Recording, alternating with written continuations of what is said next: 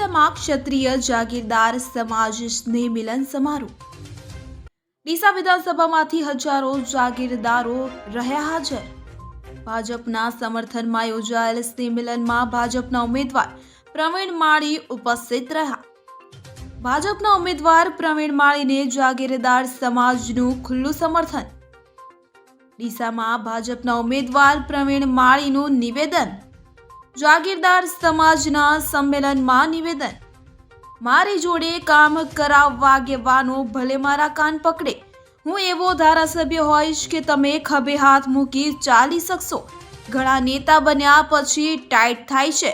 હું ધારાસભ્ય બનવા પૈસા કે નામ કમાવા નથી આવ્યો। હું ડીસાને પાણીદાર ડીસા બનાવવા આવ્યો છું। જાગીરદાર સમાજના સંમેલનમાં લોકોએ જયકાર કર્યો। પ્રવીણ માળીના સમર્થનમાં જાગીરદાર સમાજના 10,000 લોકો ઉપસ્થિત રહ્યા। ધારાસભ્ય બનવા માટે નથી આવ્યો, નથી હું કોઈ પૈસા કમાવા માટે આવ્યો છું, અને નથી કોઈ હું નામ કમાવા માટે આવ્યો છું।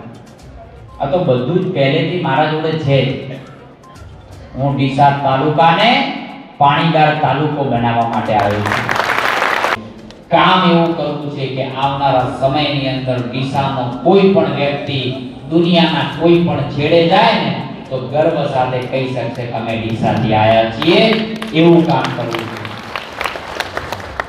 અને વાત આગેવાનો પણ કરી કે આવનારા સમયની અંદર અમે કોલર પકડીને કામ કરીએ છીએ।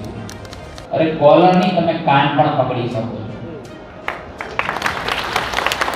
અને કદાચ પહેલે એવો ધારાસભ્ય તમને મળશે જેના તમે ખભે હાથ મૂકીને હેડી શકશો।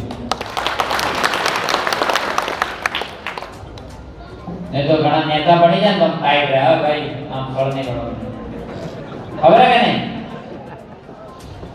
એ માના આપણે નહીં।